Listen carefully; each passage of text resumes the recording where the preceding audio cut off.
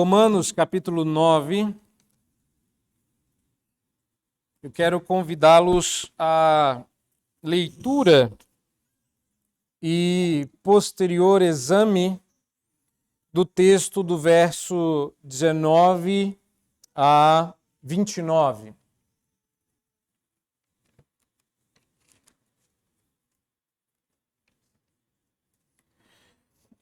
Tu, porém, me dirás, de que se queixa ele ainda? Pois quem jamais resistiu à sua vontade? Quem és tu, homem, para discutires com Deus? Porventura, pode o objeto perguntar quem o fez, por que me fizeste assim? Ou não tem o oleiro direito sobre a massa para, do mesmo barro, fazer um vaso para a honra e outro para a desonra? Que diremos, pois, se Deus, querendo mostrar a sua ira e dar a conhecer o seu poder, suportou com muita longanimidade os vasos de ira preparados para a perdição, a fim de que também desse a conhecer as riquezas da sua glória em vasos de misericórdia, para a glória preparou de antemão, os quais somos nós, a quem também chamou, não só dentre os judeus, mas também dentre os gentios? Assim como também diz em Oséias, chamarei povo meu ao que não era meu povo, e amada à que não era amada. E no lugar em que se lhes disse, vós não sois meu povo, ali mesmo serão chamados filhos do Deus vivo. Mas, relativamente a Israel, dele clama Isaías: ainda que o número dos filhos de Israel seja como a areia do mar, o remanescente é que será salvo, porque o Senhor cumprirá a sua palavra sobre a terra cabalmente e em breve, como Isaías já disse. Se o Senhor dos exércitos não nos tivesse deixado descendência, ter-nos-íamos tornado como Sodoma e semelhantes a Gomorra. Eu avisei quando a gente começou essa sessão de Romanos que nós estaríamos diante de um texto difícil, complicado. Eu achei que nós já teríamos passado pelos textos mais difíceis quando, de repente, eu tive que estudar mais a fundo este texto e as objeções que as pessoas levantam a esse texto. De certo que se a gente não está fazendo uma pregação expositiva sequencial, a gente pula textos como esse para uma época da vida que a gente tenha mais tempo para estudar, mais disposição para ouvir argumentos absurdos e contrários. Mas eu confesso a vocês que em um determinado momento nesta semana, um dos argumentos contrários mexeu comigo. E aí eu fiquei, pronto. Eu acredito na minha doutrina, eu acredito, Romanos 9 me libertou das trevas de uma percepção humanista para a concepção soberana de um Deus que governa sobre todas as coisas e elegeu pessoas, então me libertou para essa verdade. Mas agora eu estava lá tendo que decidir sobre o que Paulo está falando aqui. Será que Paulo perdeu a paciência, tentou, não deu certo e apelou? E aí eu tive que estudar um pouco mais. Como vocês já sabem, eu vejo tríades em todos os lugares para onde eu olho e eu acabei achando uma tríade que me ajudou a entender esse texto. Não fui eu exatamente quem viu a tríade, mas quando um dos professores, escrevendo o seu comentário, apontou a tríade, de repente meus olhos encontraram a tríade. Há 3 domínios específicos sobre os quais a soberania de Deus atua. 2 deles a gente não tem dificuldade. O primeiro domínio da soberania de Deus é o universo que ele governa. E ninguém tem problemas com Deus governar as chuvas, o vento, as tempestades, os animais. Alguns têm, mas não é todo mundo. Pelo menos o grupo mais reformado, o grupo mais bíblico, não acha nenhuma dificuldade aqui. O segundo domínio em que a soberania de Deus reina é a lei. Ele deu a lei. A lei é dele. Ele é o grande legislador. Tanto é que ele é o único ser em todo o universo que é autônomo. Auto para si mesmo, nomos, lei. Não existe nada fora de Deus que o constranja ou restrinja. E a maioria dos cristãos sustenta a soberania de Deus sobre a natureza e a lei, mas quando se trata da soberania de Deus no terceiro domínio, a soberania da disposição da sua graça. A gente chama carinhosamente de soberania de Deus na salvação. 90% sai do trem. A gente acha que Deus é soberano em tudo, menos para salvar. Salvar, não. Aí não. Mandar as pessoas para o inferno? Não. Deus é o Deus do amor. Ele vai salvar todo mundo. Aí a pessoa crê num Deus soberano até a página 2. Depois ele vira um universalista. E tem. Eu não estou falando do século XVII, nem do XV. Eu estou falando do século ano passado. Porque tem. E como eu adiantei, quando começamos o capítulo 9, esta não é uma questão de entendimento meramente. Esse texto tem questões de entendimento, mas não é meramente de entendimento, é fundamentalmente de aceitação. Paulo anteviu objeções ao seu raciocínio e de maneira gentil e pacientemente as abordou, uma a uma. Mas agora ele vai falar ao coração mais empedernido. Aquele insistente sem argumento, que mesmo tendo entendido, conclui, não concordo, e tem de monte. Você entendeu? Você leu isso no texto, mas você não concorda. Essas pessoas não são livres para discordar, elas são duras de coração. Elas não são burras. Por favor, não use este nobre animal para se referir a pessoas impermeáveis ao conhecimento. Já contei para vocês que quando eu precisei foi o burro que moveu a carroça para o meu carro passar e não os motoqueiros e bicicleteiros do outro lado da rua. Então hoje eu respeito muito mais os burros do que antes. Não se trata de nenhum tipo de dificuldade a não ser aquela que acontece no coração. E é por isso que Paulo agora vai apelar não a um argumento de soberania absoluta, mas apelar para um argumento que me parece ser irrefutável. Sem a submissão à soberania divina, você não vai apreciar a doutrina da eleição como ela é. Pura manifestação de graça. Você quer uma definição de eleição? Você quer resolver o problema no seu coração? Então grave isso. Sem submeter-se à soberania divina, você nunca vai enxergar a eleição como ela é. 2 pontos. Ou se você preferir, catecismo. O que é eleição? É a mais pura manifestação da graça de Deus. Mas a gente não vê assim, porque a gente vê errado e está reclamando de Deus.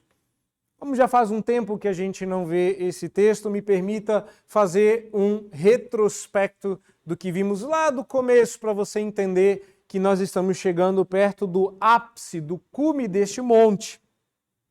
Paulo, meus irmãos, apresentou o grande tema da justificação lá em Romanos 1. Paulo começa a carta falando da justificação pela fé em Cristo Jesus. Mas aquilo passa despercebido porque muito rapidamente, já no verso 18, Paulo tem que interromper as boas notícias, porque a gente é assim, a gente fica empolgado para falar que Deus vai salvar pessoas, que Cristo Jesus derramou o seu sangue para que todo aquele que nele crê não morra, mas tenha vida eterna. Mas ninguém entendeu nada, então Paulo precisa explicar.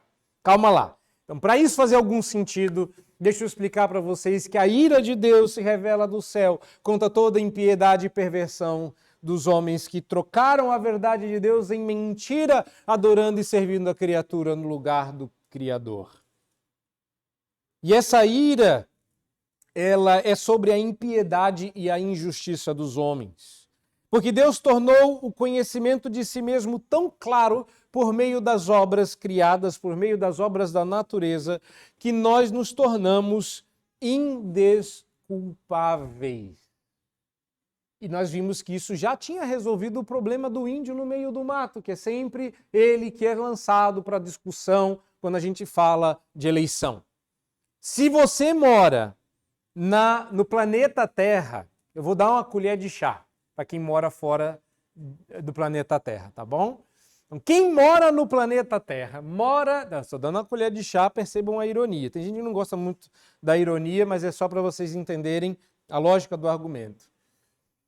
Está indesculpável porque Deus criou o planeta Terra com as digitais de si mesmo. Todo o globo reflete o Criador. Não há um lugar no mundo que não diga, clame e declare que Deus é o seu Criador. Então, se alguém está lá, no mais profundo do matagal, isolado de tudo e de todos, só tem ele e meia dúzia de rinocerontes e 2 gambás, ele ainda ali está recebendo revelação suficiente para ser indesculpável. Então não vai ter desculpa para nenhum de nós. E apesar deste conhecimento claro da justiça de Deus, fugimos da sua presença. E a gente argumentou que não somente por isso. Todas as nações do mundo, isso é meio que lugar comum na antropologia, no estudo da raça humana, não há nação, não há civilização, não há povo, não há tribo que não tenha algum tipo de forma de culto e não há, porque olha que curioso, está no coração humano, algum tipo de sacrifício que apazigue, que deixe propício à divindade. Alguma coisa precisa ser feita porque essa divindade precisa ser tornada amiga. Não tem nenhuma divindade em nenhum lugar, de nenhum povo que esteja automaticamente favorável aos seres humanos. Eles têm que ganhar seu favor. Então, funciona. A revelação geral funciona e alcança o seu objetivo. Mas o que a gente faz? A gente continua fazendo o que fez nossos pais, o que fizeram nossos pais, fez Adão, fugimos da presença de Deus. Então, Paulo mostra que tanto judeus como gentios são igualmente culpados sob a lei diante de Deus. E tudo isso nós estávamos terminando o capítulo 2, porque no capítulo 3 ele descreve o nosso grau de corrupção, apontando para o fato de que ninguém pode ser justificado aos olhos de Deus por meio das obras da lei. Isso é pior do que fazer dieta. Quando você quebra a sua dieta, você está quebrando a sua própria lei. Paulo, inclusive, vai dizer que quando você faz lei para si, você não consegue obedecer às próprias leis. Imagine as de Deus que são perfeitas. Então, se você tentar, aliás, tenta. Eu acho que é até um bom exercício. Não é para você falhar. Não é para falhar. Eu espero que você tenha sucesso, mas não espero muito não, porque é impossível. Mas tenta. Tenta passar uma semana obedecendo só o resumo, os 10 mandamentos. Só isso. Tá? A partir de amanhã, quando você acordar, a primeira coisa que você vai fazer, o seu primeiro pensamento deve ser Deus. Sua glória, sua graça. Vamos começar assim. Sai na oração, tá? Sai na piedade, sai na devoção, encara o metrô na piedade, entra no ônibus para a glória de Deus, atravessa a rua, desvia dos obstáculos, alguns seres humanos deitados no meio do caminho, né? E os odores e dejetos que eles deixam também ao redor, mas segue na glória. Beba o primeiro gole de suco de laranja para a glória de Deus, isso é só o primeiro mandamento. Porque tem mais 9. Tá? Lembre-se que essa semana você não vai poder dar falso testemunho, não vai poder desonrar os pais, não vai poder matar nem mentir, nem no coração, nem da boca para fora, nem da boca para dentro. Não vai dar 9 horas da manhã de segunda-feira, sem que você não tenha quebrado 18 dos 10 mandamentos. Paulo tem então que dar uma aliviada para o nosso lado. Ele não tem nada, mas ele acaba fazendo isso porque Deus é gracioso e ele nos apresenta a doutrina, aliás, a grande doutrina da justificação pela fé somente. Pronto, ufa! E ali começa, capítulo 4. Depois disso, ele estabelece os benefícios da justificação, da santificação e da adoção. Se você anotou tudo isso até aqui, ao longo desses últimos meses, você viu que essa é a sequência da carta de Paulo aos Romanos. No capítulo 8, sim, pulei bastante, fui do 4 ao 8. No capítulo 8, Paulo explica a ordem da salvação. É a primeira vez em que a expressão teológica, que você já deve ter ouvido, dependendo de onde você estudou, a ordo salutis, a ordem da salvação, aparece. E aí a gente descobre que a nossa salvação não começou quando nós cremos. Nós descobrimos que a nossa salvação começa com o decreto de Deus na eternidade ao eleger alguns. Paulo defende isso mais claramente no capítulo 9. Está com a sua Bíblia aberta? Agora começa a acompanhar aí. Mais claramente no capítulo 9, Paulo vai se referir à eleição usando o exemplo de Esaú e Jacó. Antes dos meninos nascerem, Deus decretou que o mais velho serviria ao mais jovem. E pela misericórdia da soberana eleição de Deus, Jacó foi amado de uma maneira que Esaú não foi. E apesar da história, porque isso aconteceu, a gente viu que Deus aparece para a mãe, e não tinha ultrassom, vocês lembram disso? Que eu falei que não tinha ultrassom? Ela disse assim, ó, é gêmeos.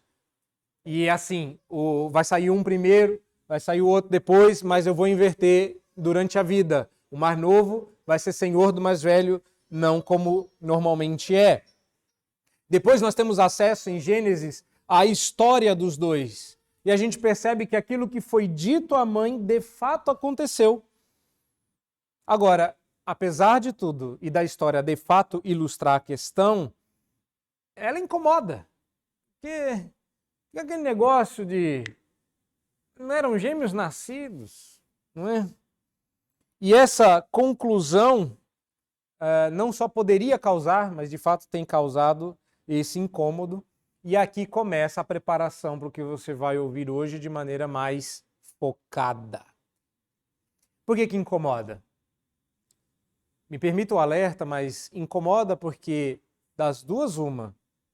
Ou você não compreende a situação em que todos estamos, ou você tem más intenções no processo. Eu vou explicar. Acontece que a história de Jacó e de Esaú, ela geralmente é entendida numa espécie do que eu vou chamar de vácuo temporal contextual. Por quê? Porque você tira essa história do contexto da história da humanidade, do contexto da história da redenção, da época que eles estão vivendo e acha que Deus é injusto. É por isso que, depois de contar a história de Esaú e de Jacó, Paulo, no verso 14, se pergunta se há injustiça da parte de Deus e ele praticamente manda você bater na boca, dizendo, para com isso, de modo algum, nem que isso nem cruze os seus pensamentos. Aí fica lá. Por que eu estou dizendo que a gente coloca a história de Esaú e de Jacó num vácuo de tempo e espaço?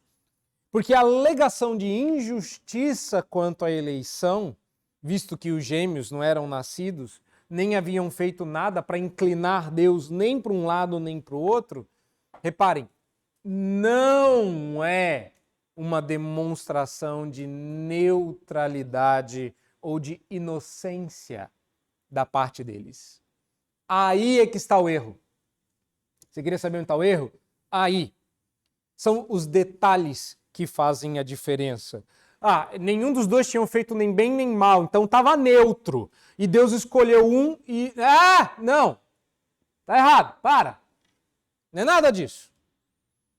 As pessoas se esquecem que qualquer um dos dois, se Deus os permitisse nascer, nasceriam sob a maldição do pecado. Esaú não merecia o amor de Deus, tampouco Jacó. Isso explica que nós não somos pecadores porque cometemos pecados. Não eram gêmeos nascidos, e aí eu elegi sem a menor dificuldade. Não. Os dois nasceriam pecadores. Eu não precisava salvar nenhum dos dois. Então eles não se tornaram pecadores porque pecaram. Eles pecaram porque nasceram pecadores.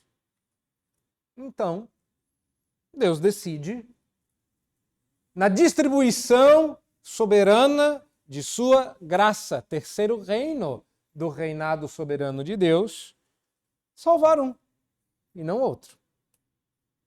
Porque nós não somos pecadores porque pecamos, mas também não somos justificados porque fazemos algo de bom e justo aos olhos de Deus, como se a gente fosse um pouquinho mal e um pouquinho bom. E tinha um restinho de justiça, um restinho de bondade que Deus retira de nós e põe para fora, espreme como se fosse uma santa espinha para ver se sai alguma coisa que presta da gente, mas isso não é verdade. Deus nos justifica por causa das boas obras de Cristo, punindo os nossos pecados na sua morte vicária. Portanto, a conclusão a que Paulo nos força a chegar, porque ele não está dizendo, mas ele está rebatendo isso, ou seja, a metanarrativa que Paulo está estabelecendo aqui é que se Deus condenasse ambos, Esaú e Jacó, Deus estaria sendo absolutamente justo. O ponto que Paulo levanta é: por que Deus então deixou que vivessem? Por que então deixou que existissem e pecassem e a história corresse? E a resposta, antes que a gente... a resposta é o sermão, né? Não. O sermão é muitas outras coisas. Porque a resposta de Deus nem está no nosso texto, está no texto anterior. A resposta era que o propósito quanto à demonstração da sua misericórdia na eleição prevalecesse. Já disse a vocês em outra ocasião, mas é bom que eu repita aqui, tanto para a gravação quanto para os que vão assistir depois, ou estão assistindo a gente ao vivo, ou assistirão pela internet, qualquer outro momento, é que o que dá sentido à nossa vida é o propósito de Deus para cada um de nós. Você não faz o seu propósito, você não dá sentido à sua vida, é o propósito de Deus na vida de cada um de vocês que dá razão à vida. Então Deus tinha um propósito. E às vezes a gente pensa que o propósito de Deus para a nossa vida são coisas tão pequenas e medíocres que cabem na nossa mãozinha. Quando Deus tem um santo e grande propósito: revelar-se em nós e na nossa história. Então Deus queria deixar claro que Ele era soberano, mas existia uma faceta de seu caráter que não seria conhecida porque o homem agora merecia só um lado do seu caráter. Ao pecar, isso exigia que o caráter santo de Deus fosse demonstrado em sua ira. Como conheceríamos a sua misericórdia e o seu amor? Então, para isso, Deus elegeu alguns para encher esses vasos de misericórdia e graça. tudo isso, Paulo disse até o verso 18. No verso 19, você percebe que o tom subiu. Paulo já está segurando o nervosismo. Você reparou? Não reparou? Olha, lê o texto. Há ainda mais uma última objeção que se levanta, obstinada. Ela questiona os parâmetros divinos para essa escolha. Pera lá, tá bom, entendi. Que bom, burro não sou. Mas não gostei. Agora eu quero saber, abre a caixa preta de Deus. Mostra para nós os parâmetros que Deus usou para eleger. E é aí que mora o problema. Eu creio que seja comum abordarmos a questão por um ângulo que nós não temos acesso.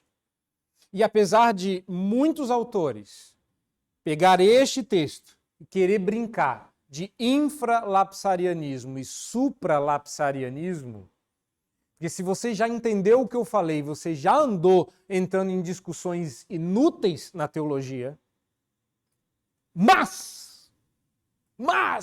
se você acha que esse texto vai resolver o problema, saiba que esse é o tipo da discussão que nós deveríamos nos refrear, porque nós estamos tentando buscar o ângulo de Deus para entender a questão. E tem um problema, você nunca vai ver nada do ângulo de Deus, porque você sempre será uma criatura. Só existe um que enxerga as coisas da perspectiva do Criador. Ele, o Criador. Quando chega na eleição, nós queremos fazer a mesma coisa.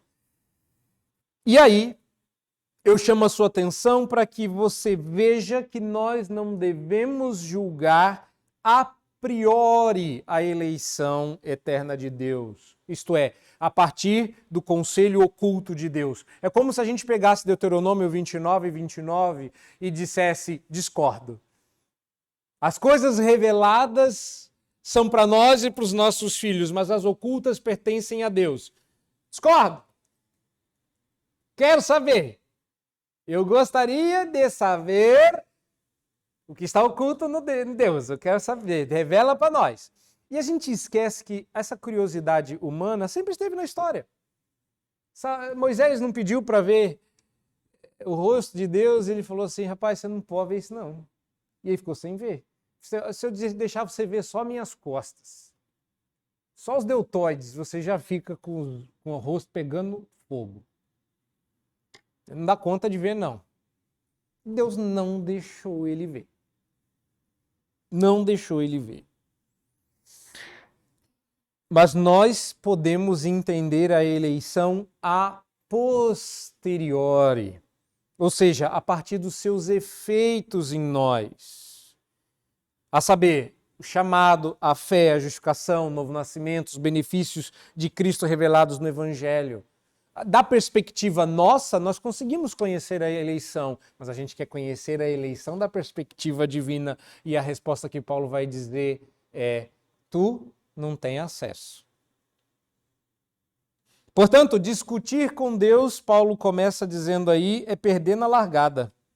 Só existe um santo, um justo. Nós éramos assim, fomos criados à imagem de Deus, fomos santos, fomos justos. Perdemos isso quando pecamos. E agora a gente quer ter acesso à santidade e justiça. Por quê? Porque você tem direitos? Não, você não tem direito. Você é ímpio, você é injusto. Então o que temos aqui é Paulo corrigindo a nossa perspectiva. Ou, se você preferir, o tema, que é colocando-nos em nosso devido lugar. E essa coisa é horrível isso. Essa pior coisa que existe é alguém colocar a gente no nosso lugar. Por isso que Jesus diz: começa na humildade. Não chega sentando no lado direito do dono da festa para quando o dono chegar e falar assim, esse lugar não era para você não, eu te convidei, mas o seu lugar é aquele lá no fundo. Esse aqui é para outra pessoa. Falou, senta no fundo, porque vai que você é a pessoa honrada. Na nossa cultura, a gente não entende essa dança das cadeiras. Então, eu diria que a parábola de Jesus nos dias de hoje é, quando alguém for cortar o bolo, não ergue a mão dizendo, o primeiro pedaço é meu. Olha o primeiro, obrigado. Não. Fica quieto. Deixa que a pessoa decida que o primeiro pedaço é seu e chame você pelo nome. A honra é maior. Então, Deus vai fazer uma coisa desconfortável aqui, mas só porque você provocou. Ele está explicando, com uma paciência que eu não tenho, com uma paciência que você não tem. Ele já falou, vocês erraram, vocês não tinham direitos, mas Deus resolveu salvar alguns. E Deus já tinha falado isso por meio dos profetas, mas eles insistem, então vamos lá explicar. Não, Deus não falhou na promessa, porque vocês nem leram a promessa direito. Sempre foi eleição. Não, mas eu acho que é injusto. Não é injusto. Não é injusto. Injusto não. Aí não, Deus não pode ser injusto. Porque ele é a personificação da justiça. Aí outro diz assim, mas eu não gostei. Verso 19. De que se queixa ele ainda? Pois quem jamais resistiu à sua vontade? Me permita, meus irmãos, ponha-se no seu lugar, porque nem direito à discussão você tem. Esse é o meu primeiro ponto. Nem direito a essa discussão você tem. E Paulo vai dizer isso nos versos 19 a 21. Reparem. Tu, porém, me dirás, de que se queixa ele ainda? Quem jamais resistiu à sua vontade? Quem és tu, ó homem, para discutires com Deus? Lembre-se de que alguém já tentou. Se Deus aparecesse aqui, eu ia perguntar para ele uns negócios. Porque eu não estou entendendo isso. Eu fiz tudo certo. Eu não entendi essas perguntas. Por que eu estou perebento? Vou perguntar. E aí, por que eu estou perebento? Por que eu perdi minha filha, meus filhos, meu dinheiro, minhas coisas, tudo? Vocês estão vendo? Se Deus aparecesse aqui, eu ia perguntar. Deus apareceu aqui. Aí eu imagino que se fosse eu lá atrás, diria assim, pergunta agora, Jó. Aproveita a chance. E aí Deus fala assim, Jó, ouvi os seus questionamentos, mas quando eu estou presente, quem pergunta sou eu. E se você for capaz de dar uma resposta a qualquer das perguntas que eu te fizer, eu te respondo. E você vê capítulo, 3 capítulos de pergunta, e quando Deus finalmente termina de dar o questionário, Jó diz assim, não está mais aqui quem falou. Ou, se você preferir, eu me abomino no pó e na cinza. Falei do que eu não sabia, mas agora os meus olhos enxergam direito. Agora eu entendi qual era a questão, ou seja, agora eu estou enxergando as coisas do único ângulo que eu podia enxergar. Quem és tu, homem, para discutir isso com Deus? É sério isso? Você está discutindo com o Criador? Porventura, essas perguntas retóricas do apóstolo Paulo lembram muito as perguntas que Deus fez a Jó. Porventura pode o objeto perguntar quem o fez, por que me fizeste assim? Que isso nunca aconteceu na história. Imagine, um museu inteiro se perguntaria por que eles são assim, porque aquelas obras são tudo menos de arte. Se uma obra pudesse perguntar por que me fez assim, o museu seria uma feira de tanto barulho. Ou não tem o oleiro direito sobre a massa para do mesmo barro fazer um vaso para honra e outro para desonra? E assim Paulo termina esse primeiro argumento. Nossas ideias equivocadas sobre a maneira como Deus dispensou sua graça faz parecer que Deus ignora o livre-arbítrio do homem e que ele não seja importante. e parece lançar uma sombra sobre a integridade do Senhor. Então me permita esclarecer algumas coisas. Primeiro, o homem não tem livre-arbítrio. É isso mesmo. Não tem. Mas existe um personagem nessa história que tem livre-arbítrio. Calma. Eu sei que se a sua teologia jogou você para um personagem, mas eu quero te surpreender. Não. Antes de você entender o que está acontecendo aqui, mantenha em mente que nada revela a soberania de Deus de modo mais estridente do que a sua insondável graça e misericórdia. Nada. Paulo, pensando no exemplo que deu, lá no começo, eu chamo a sua atenção aqui, de que Deus... Qual foi o exemplo que Paulo deu lá no começo? Nem foi Esaú e Jacó, foi Faraó. Começo dessa discussão começa com Faraó. E lembre-se de que Deus não devia nenhuma explicação para Faraó. Deus não devia para Jó, porque explicaria para Faraó. Deus não deve a ninguém o direito da salvação. Deus não deve a ninguém uma chance de não ser condenado, porque esta chance ela foi dada no Éden, quando um representante perfeito foi submetido a teste e falhou. Quando hoje o vaso diz assim, ou nesse caso os judeus leitores da carta de Paulo reclamam dessa eleição que agora os põe de fora, mas que durante séculos os colocou para dentro, Paulo diz, espera lá, Deus não deve explicação nenhuma a vocês. Deus não deve chance nenhuma a vocês. Porque se vocês forem se representar, não se esqueçam de que Adão era um melhor representante da raça do que vocês jamais seriam. E ele falhou. Mas a nossa cultura popular vai rebater dizendo, não faz muito sentido isso, porque Deus é amor e Ele nos ama. Somos todos filhos de Deus, vamos nos abraçar e esperar a redenção, que inevitavelmente vai chegar, porque um Deus que ama tanto a raça humana, ao ponto de entregar o seu filho para salvar o mundo, não vai mandar ninguém para o inferno. Pois é, acho que a própria pessoa que pensa assim vai para lá. Mas não é isso não. Ser amado, presta atenção no que eu vou falar. Ser amado por Deus é um privilégio, não um direito de nascença. Ser amado por Deus é um privilégio, não é um direito.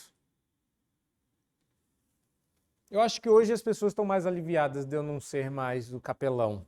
Mas eu me lembro quando eu fiz uma devocional desgostosa em uma formatura. Tava demais. Eu tenho umas devocionais guardadas no bolso. Não era aquela que eu iria fazer, mas naquele dia o Espírito Santo me tocou e eu falei, tá na hora de usar.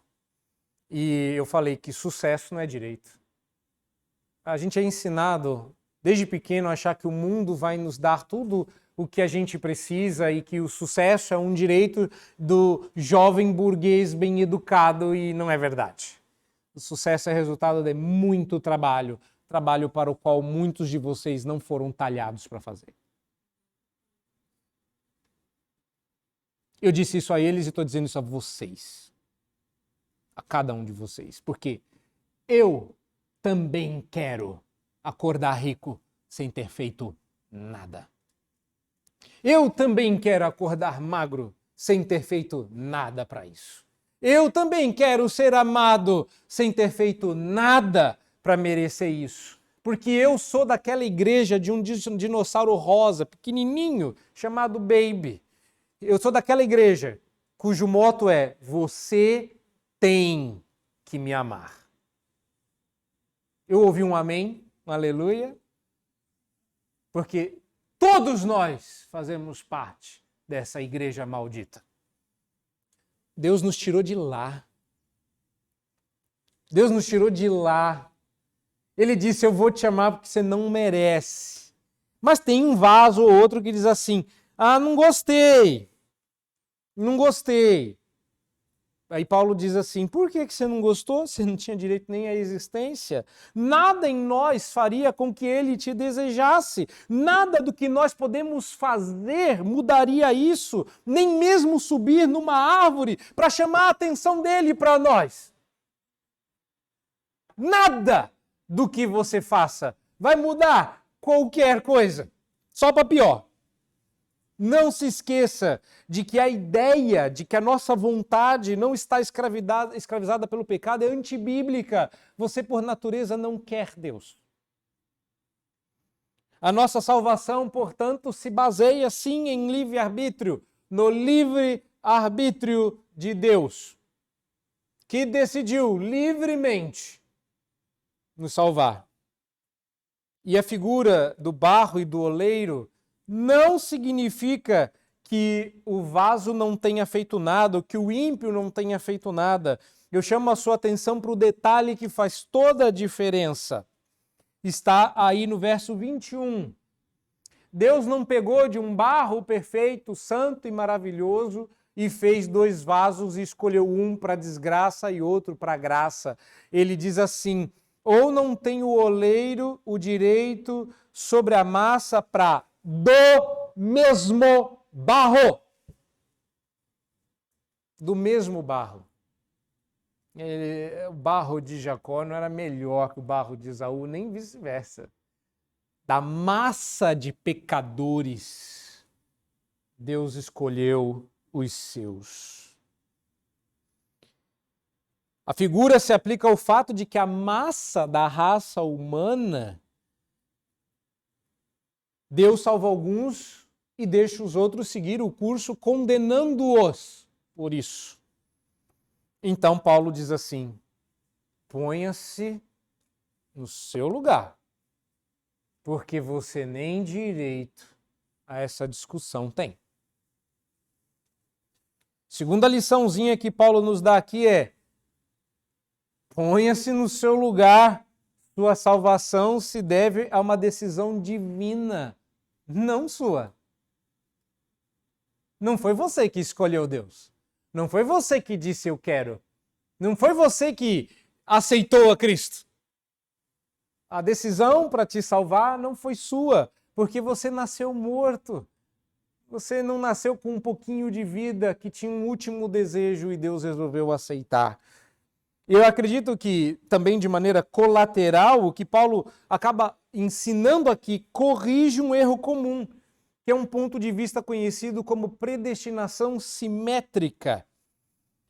Apesar de não haver dúvidas de que a predestinação seja dupla, ou seja, que Deus destina de antemão os que serão salvos e os que serão reprovados. Eu acho que disso ninguém pode fugir. Quando você lê o texto de Esaú e Jacó, predestino é dar destino prévio, e não tem como a gente fugir que a predestinação seja dupla, mas eu acho que você pode riscar a palavra simétrica do seu vocabulário. Eu vou explicar. O ponto de vista chamado de predestinação simétrica ensina que Deus trabalha a graça pela intrusão direta e efetua o endurecimento também de maneira direta, criando o mal nos reprovados, enquanto cria o bem nos eleitos de maneira equivalente. Então, o argumento anterior já meio que desmantela isso. Impossível,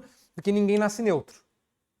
Mas no segundo momento, que era o argumento que ficou me buzinando essa semana, se Deus escolheu para reprovação, por que ele fica bravo? Por que ele fica irado? Por que Deus condena se ele mesmo que escolheu o faraó para desgraça? Ô, faraó, não gostei do que você fez. O faraó poderia dizer, sim, mas eu só estou fazendo aquilo para o que o Senhor me criou. E se eu estou obedecendo a ordem da criação, eu estou te glorificando. Então, sendo mal, eu devia ir para o céu, porque eu fui criado para ser mal. Isso é a lógica da Disney, tá? Isso é o que você está vendo nos últimos desenhos da Disney. Eu sei que isso faz sentido na sua cabeça, porque entrou um vento gelado na sua cabeça lá e você achou que agora dá para ter malvados favoritos por aí. É o raciocínio de um Minion. Tá bom? Eu entendo que faz sentido. E isso é péssimo. Porque esse raciocínio é o da Disney. O de Paulo não é esse, não. Não. Pensando dessa forma, portanto, repare, se você continuar pensando dessa forma, você vai acabar acusando, isso aqui é grave, Deus de crueldade, por endurecer a quem ele quer e mesmo assim se irar contra os endurecidos. A parte mais fácil seria eu evitar dizer isso e só falar do que eu creio, pulando a parte da polêmica. Mas isso me azucrinou, e antes que vocês me azucrinem durante a semana, pensando assim, estava pensando no sermão e ficou esquisito. Deixa eu adiantar, como Paulo ensina aqui, adianta a objeção, já deixa respondido, porque o problema nunca vai ser falta de entendimento, é falta de coração para crer. Eu diria que essa objeção tem duas alternativas. Não, três. Porque eu gosto de tríades. Existem três opções para esse tipo de objeção. Ou ela é ingênua, você pensou bobeira e não percebeu. Ou ela é ignorante, está faltando conteúdo, ou ela é mal intencionada. Por quê? Porque você ignora que toda a massa da qual Deus fez alguns para serem vasos de honra e destina outros para a ignomínia, ela está poluída pelo pecado, mas Deus não é o autor ou o criador do pecado. Deus não forçou Adão a pecar. Adão não tinha pendor para o mal, como eu e você temos. Adão era livre. Mas Deus fez uma forcinha para o lado do bem. Ele disse, eu não vou deixar você livre para fazer o que você quiser, deixa eu indicar para que lado que você tem que ir. Pode comer de tudo, menos dessa árvore. Tá bom? Tá bom. Fosse neutro, Deus tinha parado por aí. Mas ele disse, se você comer dessa árvore, no dia em que dela comerdes, certamente morrereis. Sabe o que o homem fez? Achou que a árvore era boa de se comer e desejável para dar conhecimento. Se Deus teve alguma influência, ele o fez positivamente.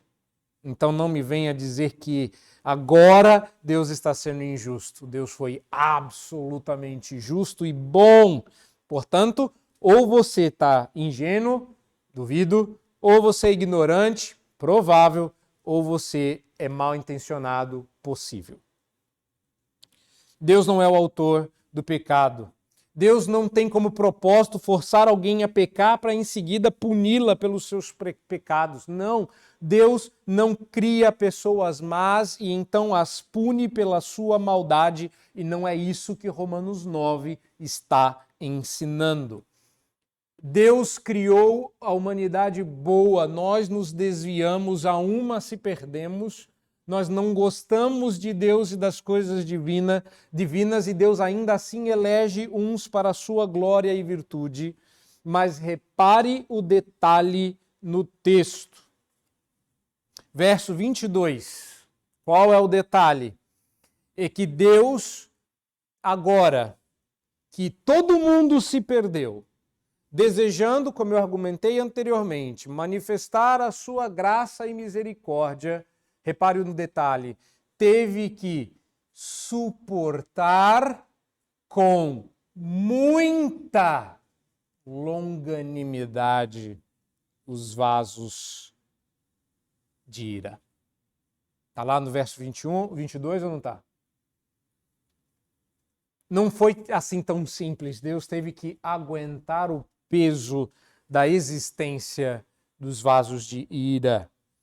Você é castigado pelo fato de que Deus é justo e você não pecou pela vontade dele. Você pecou pela sua própria vontade. Quando você está lá entre o peco ou não peco, você não pede ajuda para Deus. Você fica tentando resolver. Peco ou não peco, peco ou não peco, peco ou não peco. Mas quando você peca, você não está pecando sob protesto. Você não está pecando contra gosto. Você, estou fazendo aqui o errado, mas eu queria mesmo era estar cantando louvores. Quem é que peca assim? Quem é que responde mal assim? Quem é que xinga assim? Quem é que é desleixado com as coisas de Deus assim? Deus, eu queria tanto te cantar um louvor, mas eu vou gritar mesmo que aquele camarada é... Quem é que faz isso? Nada em nós poderia levar a Deus a nos incluir no seu reino. Nossa única esperança seria a riqueza da sua glória e misericórdia, e a eleição é sobre isso. Eleição é sobre Deus decidindo, versos 22 a 24, que apesar de você querer se perder, Ele quis te salvar. Apesar de você querer o inferno, Ele quis te pôr no céu. Apesar de você ser um vaso descartável, Ele te encheu de misericórdia. Portanto, ponha-se no seu lugar. Até a sua salvação não foi uma decisão sua. Foi Deus que decidiu. Por quê? Porque esse é o terceiro argumento de Paulo. Terceiro e último, 25 a 29. Ponha-se no seu lugar, porque se dependesse de nós, estaríamos todos perdidos.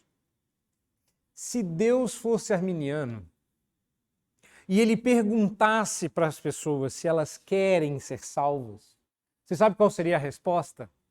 Não. Não. Você pode brincar com isso, porque é tão inócuo quanto essa teologia. É que já passou o carnaval, mas vem aí a festa junina e outras festas, vai na balada, pergunta assim, quer ser salvo ou quer se divertir? Eu e você diríamos a mesma resposta que qualquer um deles.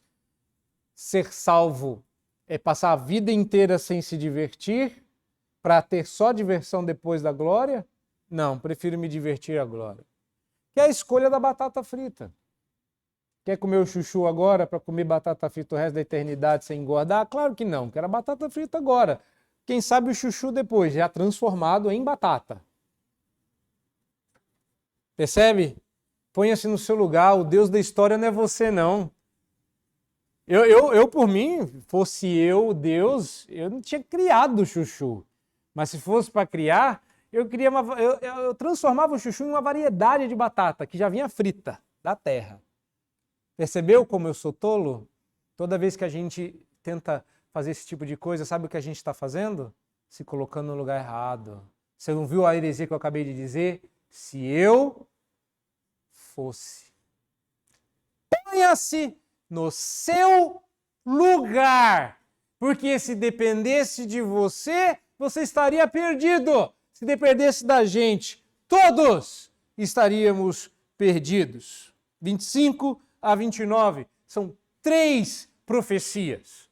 Uma de Oséias, 2 de Isaías. E as 3 nós lemos na liturgia. Você conhece esses textos. Já foram lidos, litúrgica e para pregação.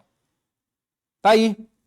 Olha com seus olhos, veja o que é que está acontecendo, porque isso custou caro para um desses profetas. A lição da misericórdia e da graça de Deus, que Deus ensinou a Israel por meio do profeta Oséias, veio com um custo pessoal muito alto, de dor, de vergonha, de sujeira.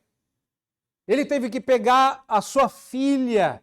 Olha, eu não sei como é que é dar nome para filho, mas quando Deus vira, eu tive 3.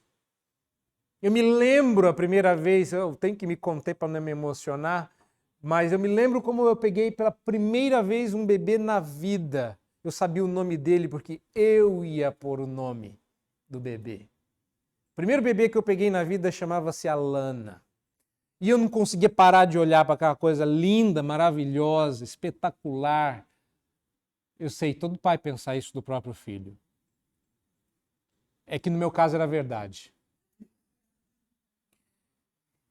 E aí eu tô apaixonado por aquele bebê. Vem Deus e fala assim, chama de desfavorecida, porque eu não vou mais mostrar favor para Israel.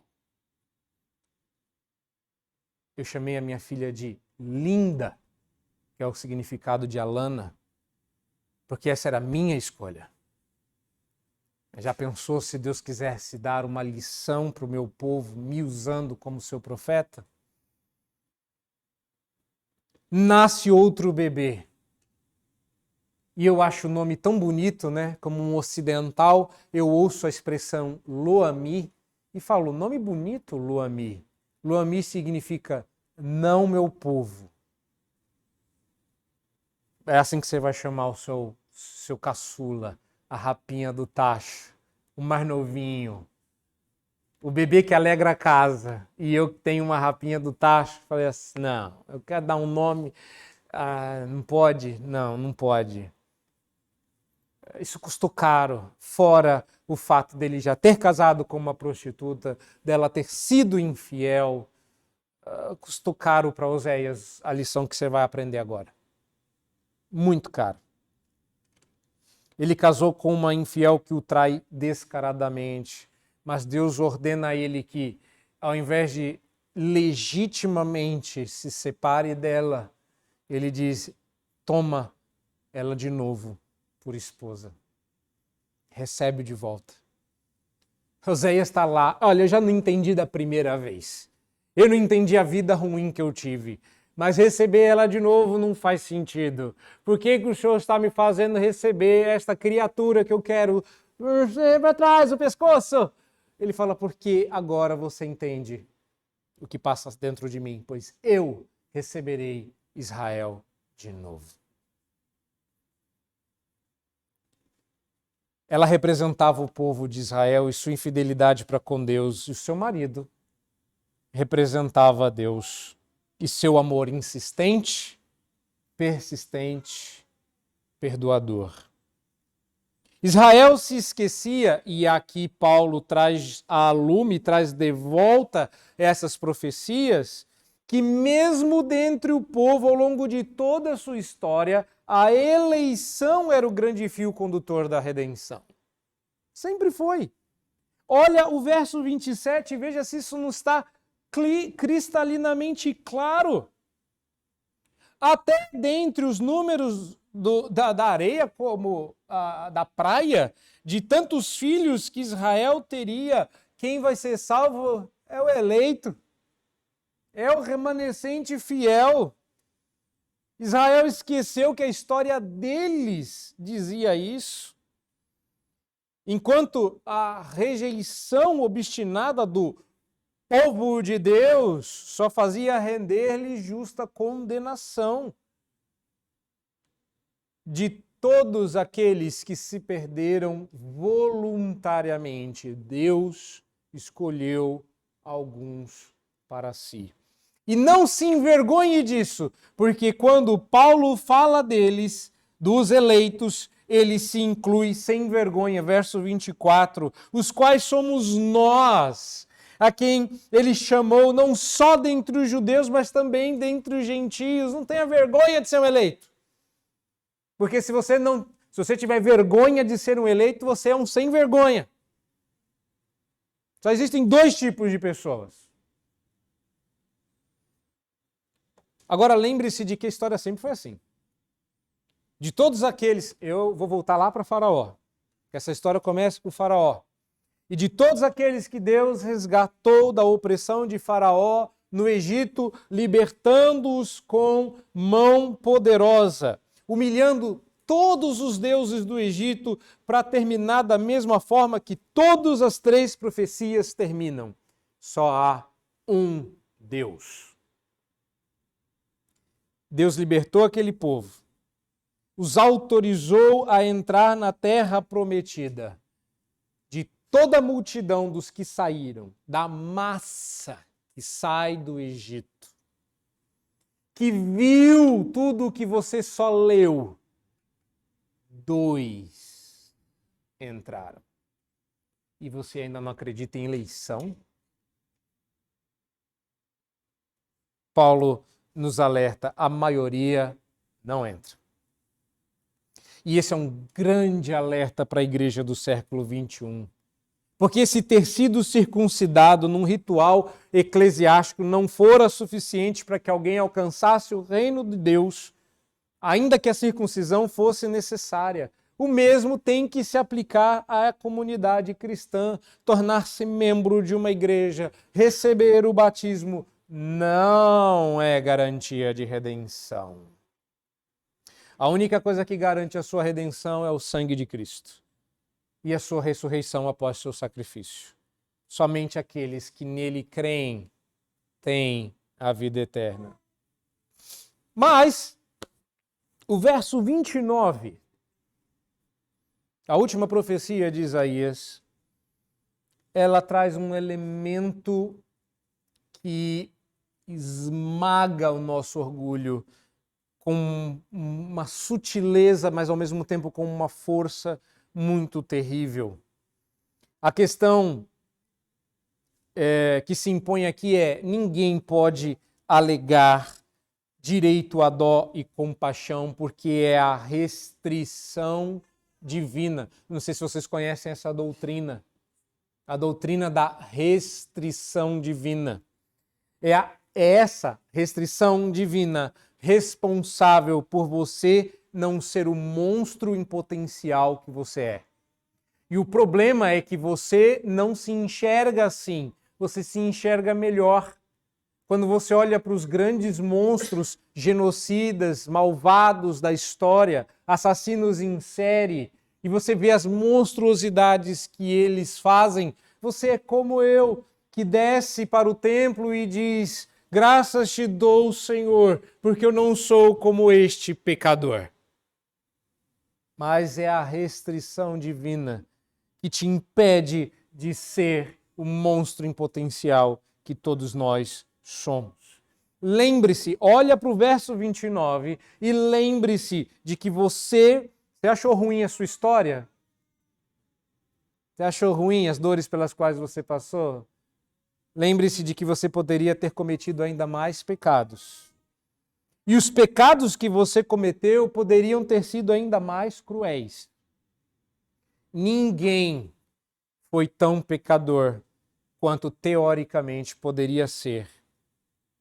Por quê?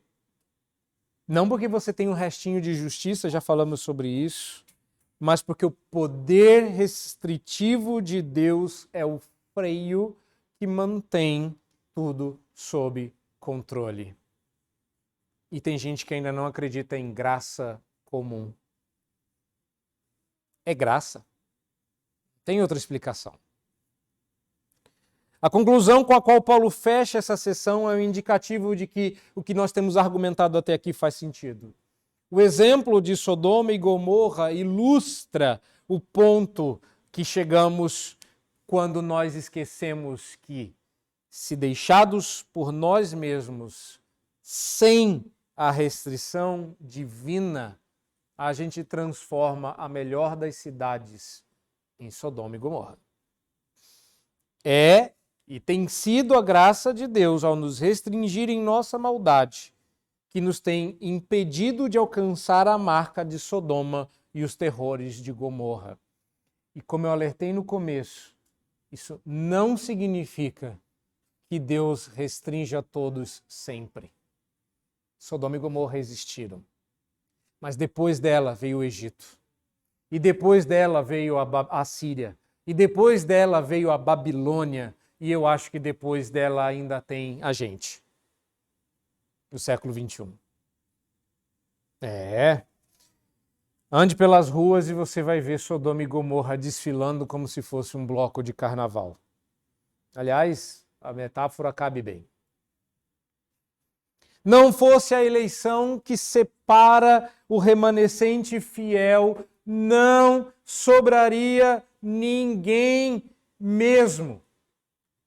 Paulo começa isso com a premissa lá. Você esqueceu que Romanos todo é um grande argumentão? Paulo começou lá atrás dizendo que se dependesse de nós, ninguém serviria a Deus, ninguém faria o bem, nenhum sequer. que explica então o fato de uns e outros fazerem, é a eleição. Portanto, se ponha no seu devido lugar. Você não tem direito a essa discussão. Sua salvação depende da decisão de Deus, porque se você for deixado por você mesmo, a sua escolha é a perdição. Se você entender isso, você vai parar de achar ruim a eleição e vai começar a dar graças. Eu tenho a convicção de que os crentes de nosso século não entendem. Quantas músicas de louvor ou de adoração vocês conhecem que engrandecem a eleição divina? Dá o tom. Quantos? Eu acho que nós estamos vivendo uma época muito semelhante à de Paulo em Roma. A gente não consegue dar graças a Deus pela eleição porque a gente não a entende. E a gente não a entende porque a gente não quer se submeter à soberania de Deus na distribuição de sua graça. E quando você entende isso, você vai louvar a Deus. Você vai dizer, eu mexi com vocês, mas vocês deviam ter dado o tom. Temos uma música que fala de eleição. Ela não escreve eleição, mas ela diz lá, como um cego me achou, perdido, surdo ao som de sua voz. Alcançaste-me em Jesus. O Senhor me fez um novo ser, me fez encontrar sua grandeza, ver sua beleza. Isso é eleição. E eu sofri um pouquinho para achar uma música que falasse sobre eleição. Mas está na hora da gente começar a desconfiar das músicas que falam de tudo, menos disso. Deus é digno de adoração, de louvor, de glória, de exaltação. Ele é digno da nossa adoração, porque também nos elegeu. Se você é um eleito, faça como o apóstolo Paulo, dê glória a quem compartilhou de sua glória contigo. Deus, o Criador, Deus, o Redentor, Deus, o justo juiz. Amém.